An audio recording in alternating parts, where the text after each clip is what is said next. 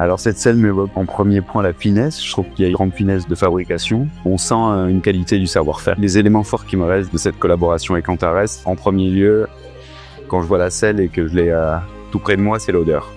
L'odeur de l'huile, l'odeur du cuir. Alors si je devais résumer la philosophie produit de la marque, pour moi c'est l'écoute de l'utilisateur, une véritable relation qui se fait avec les cavaliers, un travail de sur-mesure. À partir de là, on peut commencer à concevoir des objets qui sont réfléchis de A à Z. Toute cette collaboration autour de la tétière qu'on a développée, c'était un objet qui était très nouveau pour moi puisque c'était réfléchir aussi à des sensibilités. Un cheval ne parle pas, donc c'était écouter les vétérinaires, écouter les cavaliers sur qu'est-ce que c'est la sensibilité du cheval. La tétière, c'est vraiment des questions d'abord d'échange où il fallait vraiment construire un vrai cahier des charges solide pour ensuite, grâce au design, ouvrir sur tout ce qui était modification et amélioration de la forme pour apporter un confort total, une avancée dans la manière de monter à cheval. Si je devais revivre une journée avec Antares, ça serait sur un bureau, avec de quoi dessiner, un ensemble de prototypes qui ont été plus ou moins validés. Là, je m'apprête à retourner en atelier pour tester d'autres prototypes et revenir ensuite refaire du dessin.